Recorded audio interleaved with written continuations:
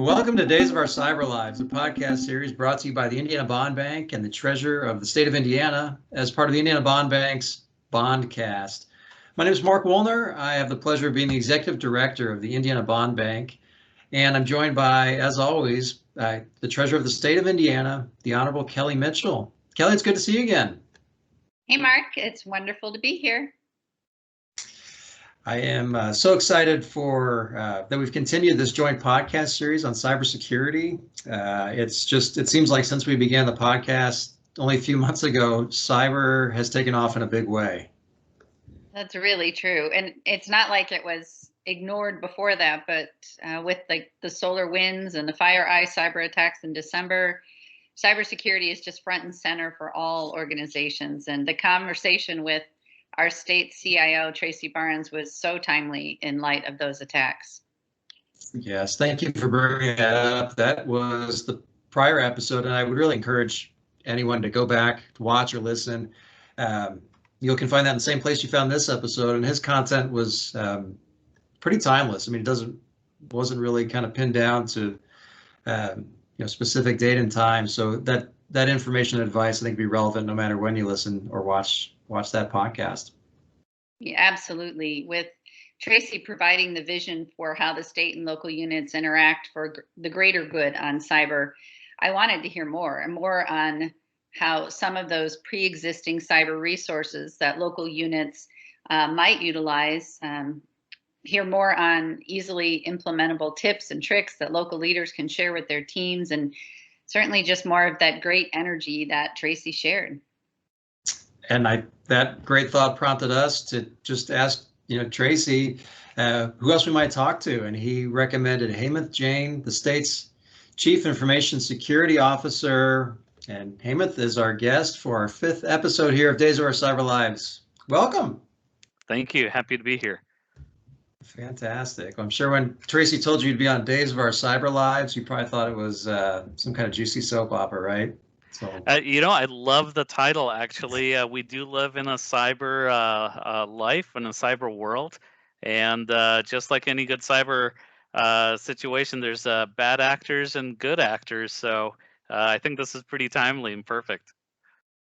Well, we're really excited to have you here. And before we dive in, would you tell everyone a bit about yourself? Sure, absolutely. Thank you again for having me on. I've been at the state now for a little over 2.5 years, but my career has predominantly spanned the program management and security management sectors in terms of discipline. I've been a consultant for over 20 years, both either internally to business units or externally to end customers and end users. I spent a lot of time in the federal government side. With the DoD, traveling around the world, implementing and upgrading some of the old DoD military bases and some of the infrastructure that they had. It's actually where I got my first cut into security a number of years ago. The DLA, the Defense Logistics Agency, they were setting up their first information assurance office. And I had a chance to be participating on that on the ground floor. And fast forward a little over 20 years, and here I am, the CISO for the state now. Wow. And for folks who don't live in this world day to day, like I don't, can you explain a little bit about the difference between the CIO and the CISO and just what those different titles mean? Sure, absolutely. I'll keep it super high level. The CIO's goal is to really drive the business with the technology, the tools, and the processes that exist there. They're really trying to ensure that the technology is not an inhibitor, but rather a business enabler, for the business. The CISO's role is to make sure in that construct is to help make sure all that happens securely and also within the risk tolerance of the business. So does that make sense? It does. Thank you. I appreciate that. Hemant, maybe we could pick up on a topic that continues to be a hot one, even several weeks after we sat down with Tracy, the SolarWinds and FireEye breaches. What have we learned about them since our last podcast? Wow. Well, this is the gift that keeps on giving. We could probably have an entire episode just dedicated to this topic alone. But let me start off by saying this. This particular attack vector, the supply chain compromise, or the compromise of your source data, your code that's actually being used to build out your applications. This particular threat has been talked about before. It wasn't theoretical. A lot of the media, I think, had articles that stated that this was the first time that this has actually happened, but it's not. A number of years ago, there was a application called ME Docs. That's the equivalent of like QuickBooks for the U.S. Out in Eastern Europe, that actually had their own system be compromised through the same update process that SolarWinds had. And that actually was due to without getting too much into the weeds, was a server that had not been patched since 2013, and the actual malware was not detected until 2017. So, a few things, that come to mind immediately around some daily hygiene type of activities and cadence, but it has happened before. It was successful at that time. It was the NotPetya malware. And since then, we've had, a number of other instances, not quite as large as SolarWinds. That's still evolving, I think, even to this date, but it has happened before. So because it was a success, it's going to continue to happen. Just like any business enterprise, this is a criminal enterprise. If there's success in a particular area, then it's going to continue to attract additional folks to be able to, continue to move forward to it. Since then, since Tracy's last appearance on the podcast, we've had a number of government entities as well as private entities acknowledge that they were impacted by the breach. A number of them, notably Microsoft came out and said that their source code was viewed. The federal judiciary's case management system was actually viewed as well, which is interesting. And just I think maybe yesterday or day before, Mimecast, Palo Alto Networks, Qualys, they all came out and said that they were impacted as well. And so the key takeaway, I guess, is that these attacks, they're happening with a lot more frequency, a lot more severity in terms of what's happening. And just like the ME Docs example that I gave, the dwell time, which is really the amount of time that an actor has free reign in your environment, from the time that you detect to the time that you respond, was incredibly large in the SolarWinds issue. I think it was over 250 days, that this happened. And so we're still relatively early on, even though it's only been a few weeks and a number of companies have already come out, in terms of the full impact of this. And this could be happening at other locations and other, software vendors out there. So I think we're going to hear a little bit more about it. Wow.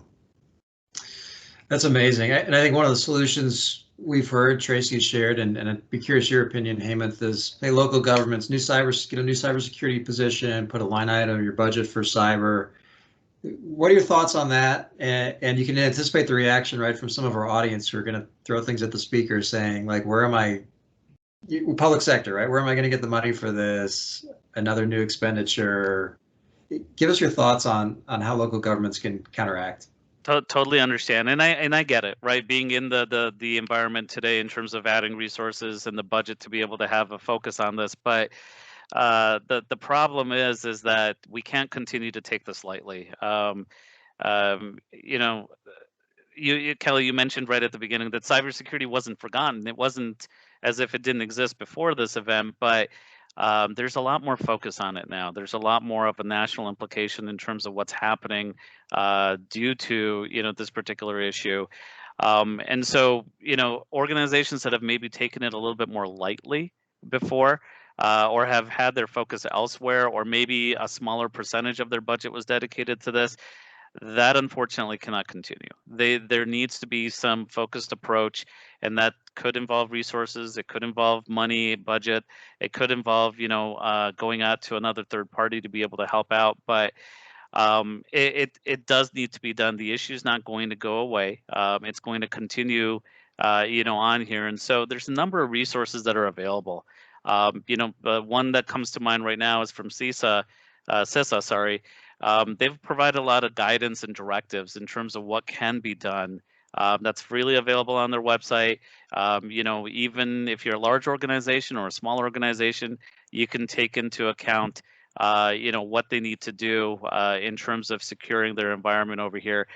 But it really has to be, I think, viewed from a lens of your own business and your risk tolerance, right? You don't have to boil the ocean. You don't have to do, 100 different things on this. You just need to start at a particular step and gain visibility into what your environment looks like, where your specific needs are, and then go from there. Mm. I'm thinking back to my days as a Cass County Commissioner, and we just simply didn't have it in the budget to pay someone to do IT because they can command, at least relatively speaking to other county employees, a fairly high salary. And as I think about our counties, especially the smaller ones around Indiana, I wonder how they can begin to move toward there. And I was a commissioner, oh gosh, 20 years ago. So it's been a while, and I know there's been movement, but I also know that there's still that struggle of how do you budget enough. And I'm maybe hearing you say it just has to become a priority. It just does, because that issue is being forced on us. But are there any other resources or anything you can think of right now that might be helpful to any county commissioner now that's listening? Absolutely. So you did mention budget, right? So money is obviously it is the first thing that comes into everyone's mind whenever there's a new initiative or something that they have to expand upon. There is money out there. There are grants available. There are programs available for people to tap into. The trick is, or the problem, I guess, is having visibility into it. Just like the visibility into your cyber problem, you have to understand and know where some of those resources are that you can tap into. And, from 20 years ago to today, some of those basic building blocks of how do we prioritize, how do we make sure we continue to move forward on a particular issue, they're relatively the same, right? It's really about that risk tolerance of the business and what would happen if you decided not to go do this or not to have an increased focus on this. For some businesses, unfortunately, they wait until it's too late, until an actual event happens, and then they need to put resources onto it. For other businesses, there may be regulatory requirements and other impact that's pushing them towards this particular issue, that's causing them to have more maturity in this area. But there are grants available both on the federal side, both on a much local, smaller level as well. Even for our private businesses out there, the SBA even has a cybersecurity section on their website that they actually highlight DHS resources. They highlight some free risk assessments. They talk about, there's regular webinars as well. There's other local groups, in the area as well, from some of our, great security ecosystem that we have here, that you can actually go tap into. But as I mentioned before, you don't have to boil the ocean. Sometimes there's too many options to pick from. Right. So you can get lost in that chaos as well a little bit on how do I even begin to, tackle this problem? And, how do I begin with something that's a little bit more manageable? My answer to that is, start off something small again. See what you can actually control within your environment that you can at least take a handle of, that you can grow with over time. And so a resource that comes to mind right now is from CIS. It's the Center for Internet Security. There's a list of 20 critical controls. It's a fantastic blueprint. It's published and laid out in a prioritized order and approach. They separate it into 3 different buckets. One that's called basic. Another, I think, step up is foundational, and then the third is organizational. Any sized organization can take advantage of this. Even if you're 5 folks or up to 500, you can start off with that. You can move through them and step through them manually, and then get into a little bit more maturity around maybe some automation or some tools that you can purchase. But you can go out there and download that, from a resource perspective today, and people can immediately just start looking at it. And the first 2 is just visibility, inventory of what you have today, your own hardware, your own software. And then the third one is patch management. So just keeping up to date. You get those little boxes and those reminders of your software being out of date or that you need to take on a new patch. Sometimes it comes in the middle of when I'm trying to do something, but it's very important. It's very critical to maintain that. And if you can at least do that, that's half the battle right there.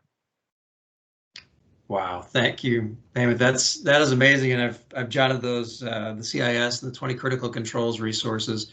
We'll be sure to link that with this podcast.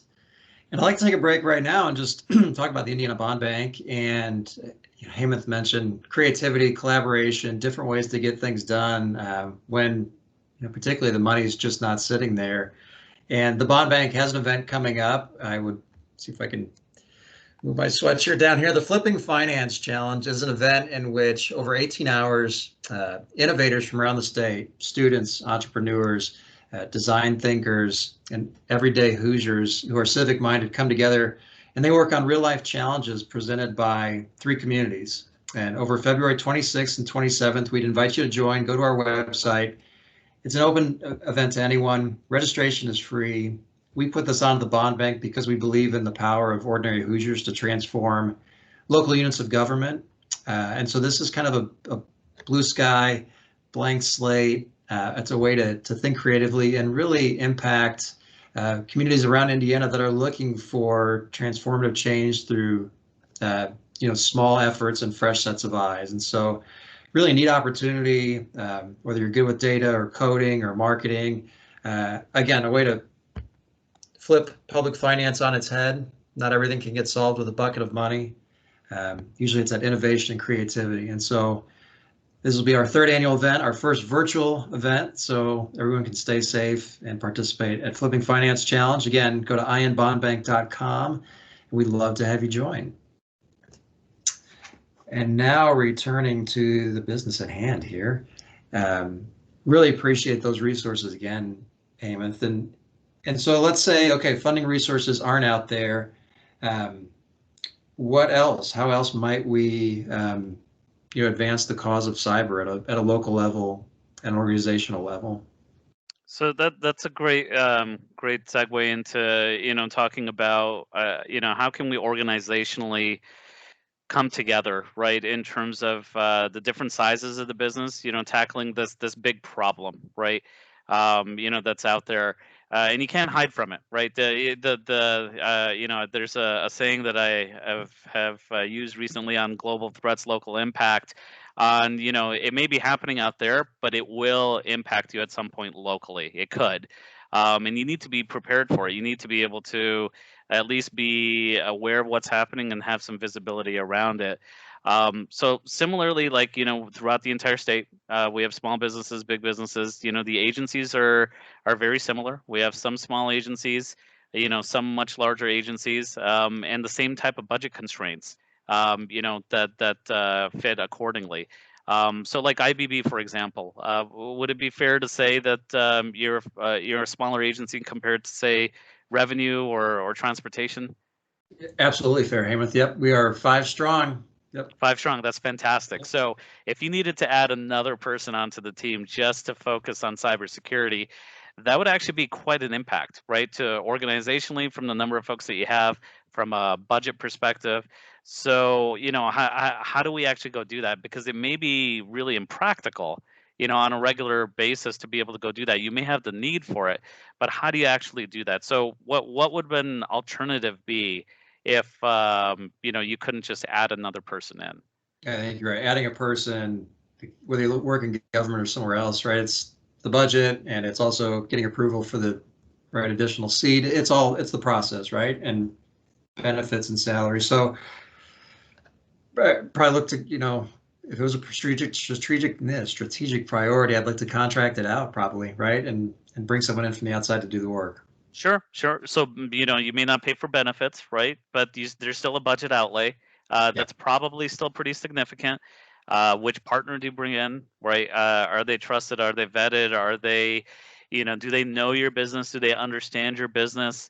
It's better if you had someone from within who actually, was already embedded within, like the agencies, could understand how the state works and understands what some of our business priorities are. So that way you can still stay focused on your mission while they focus on, the cyber activities. And so, what one thing that we're actually looking at right now, and it's more than just looking at it. We actually have a pilot already running today, is to think of it as a ISO as a service offering. So the ISO stands for an information security officer as a service. So just like how you have Netflix as a service, right, for TV or Hulu or whatnot, here it is, on a different level from a security standpoint. So a smaller agency like an IBB could participate in this program, and you would actually end up paying for a fractional person's time, while other agencies also share the same cost, the fully burdened cost for that individual. So say we had, 5 days in the week, we had 5 agencies on here, you're one of them, there's 4 other agencies. You would theoretically only have to pay for 1 day's worth of time of that person, throughout the year. Obviously, it ebbs and flows, right? If you need more assistance at certain times, then that's perfectly fine. But it really, allows you to focus in on that fractional effort. So you're getting the full expertise, but you're only paying for it as you need it, essentially. That's correct. That's spot on. Wow, that is neat. You said there's a pilot. Do you have details how the pilot's going, and then if that you would look to roll that out to? Gosh, yeah, tell us more. That's really Well, so interesting. right now we do have 3 agencies that are actively engaged in it. COVID, of course, with the pandemic, there's a lot of different impact to the state agencies. And so we slowed down our efforts to be able to ramp this out, but that's part of my goals for this year, to be able to continue to move forward on it and really make sure that the business can focus on their priorities and not have to worry about the cybersecurity piece of it. They have someone else who, would be part of my team. They would come in, they would understand, the priorities of what's happening, and then focus on some of the key critical activities, that we're trying to roll out. Is it possible then, if it's successful with state agencies, you could see it being available to other units of government? Absolutely. So in the private sector, they don't necessarily call it an ISO as a service, but it's a CISO as a service, or a virtual CISO. So it's already in existence in the private sector today in terms of what the offering is. Other states have also used a similar mechanism and model to be able to roll this out, but there's no reason why we shouldn't be able to scale this out and have other entities take advantage of it. Especially even at a local level, right? So we're still in the early stages of doing this, but Kelly, you mentioned, back in the early days when you were elected as the commissioner, at that time, was it Cass County? I Yes. think that you mentioned. So what are some of the towns or some of the other areas surrounding that area? Oh, well, Logansport, Royal Center, Galveston. Okay. So is there any reason why those 3 or 4 towns couldn't band together and, do a similar offering like we are today, to be able to help, share the cost, find a trusted resource, someone with the right expertise, other than maybe, the logistics of, how they're going to split out the billing, that kind of stuff. Could they come up with, an offering like this on their own? I mean, that's a great point. I mean, we've talked a lot about regionalism at the state and have executed on regionalism at the state for a number of years now, and that's a really neat idea. I mean, so units, if you're listening, watching, IoT is working on this, but it sounds like it's something that really could just organically do together almost. If I hear you right, Hemant. Absolutely, and remember, there are resources available. So if you're starting from scratch, and you may have an individual that's that you'd like to put in this type of a role, there are resources available. We'll be more than happy to provide some, after the podcast here. But there are steps available in terms of just how to work through it, where to start from, and then from there, it's about matching it to that organization and the organizational needs. Oh, wonderful. Hemant, you described kind of your philosophy in a really interesting way. Global threats, local impacts. What exactly do you mean by that, and how does that philosophy about cyber impact your vision and your strategy for combating? Thank you for bringing that back up. I love the statement, the global threats, local impact, just because the internet is a great equalizer from a distance perspective, right? You really can't take safe harbor in being, oh well, we're all the way over here in Indiana, and there may be an event happening somewhere halfway around the world. The way that we're all interconnected these days in terms of systems, the backends, that kind of stuff, there's infrastructure in place that could get impacted in another area that could cause an additional strain or load or impact to what you're using over here. And so that's where you really need to have visibility in terms of what's happening in the global environment, because that could be similar to what's happening in your local patch. You may just not be realizing it yet. It may not have happened yet. So it really goes back to, what I mentioned around visibility, and you have to have then the resources available to be able to obtain that information and see what's actually happening out there.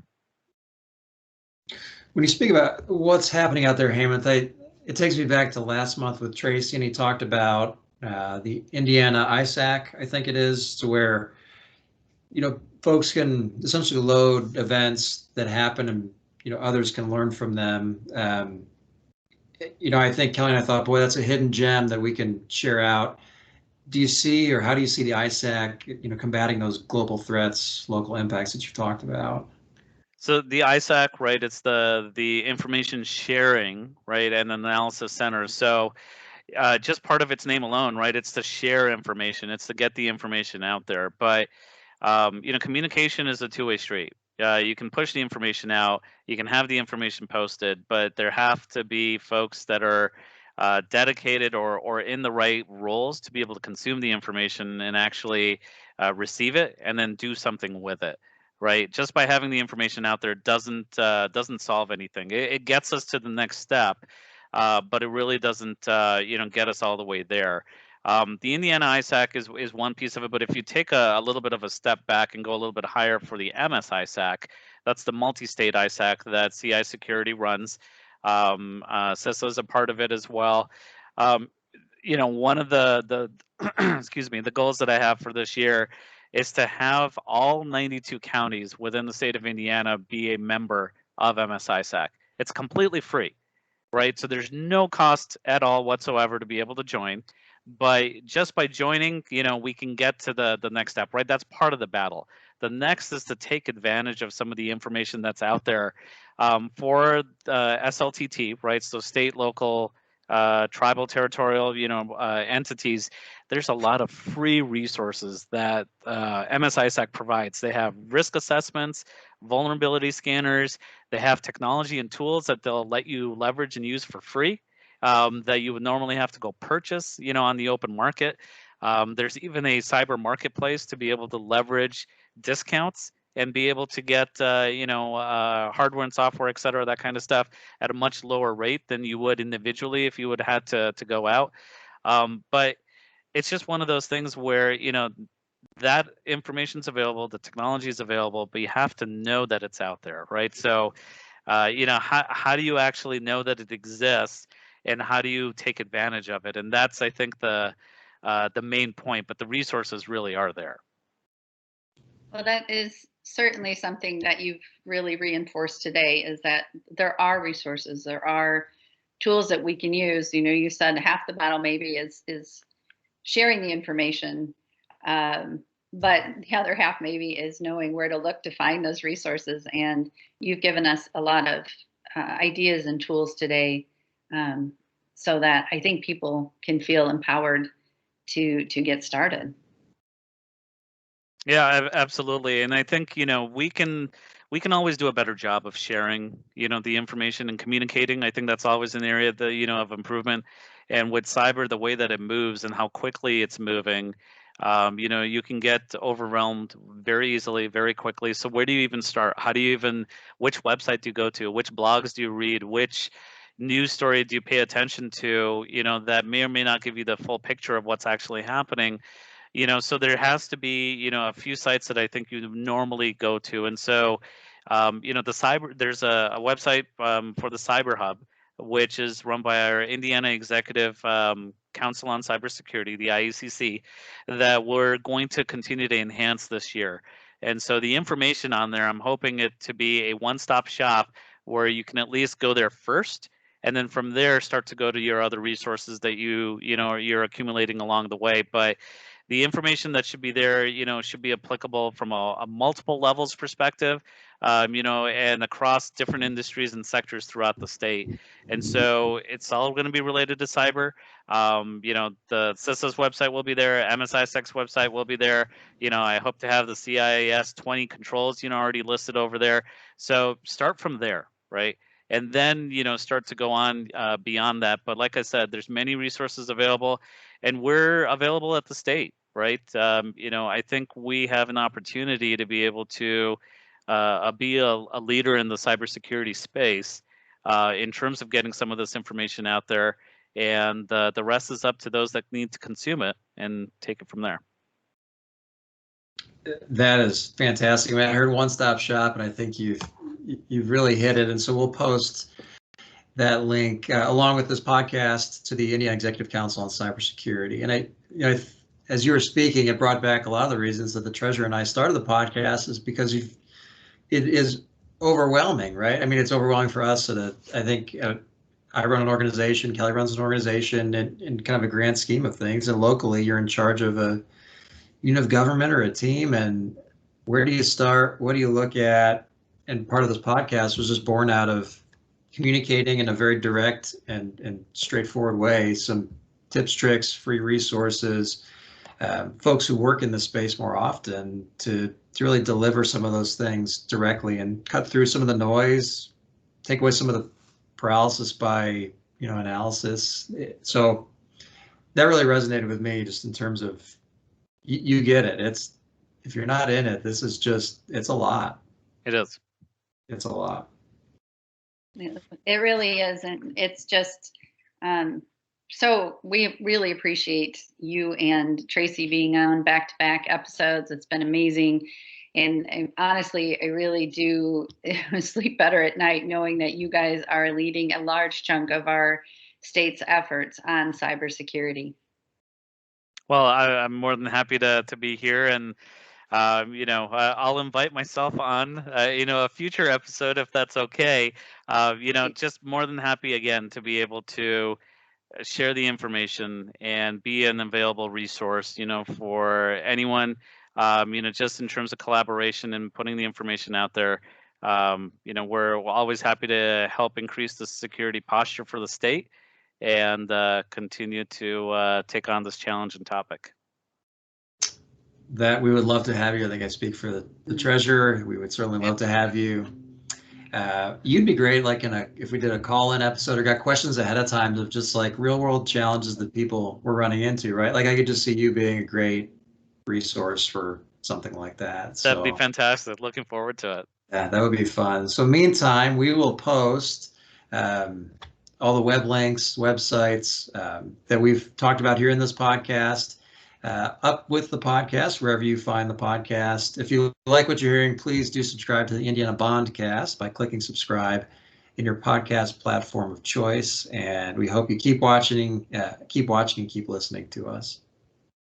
Absolutely. And for the Treasurer of State's office, this is Treasurer Kelly Mitchell signing off and saying thank you to our guest, Hemant Jain, for joining us. Thank you.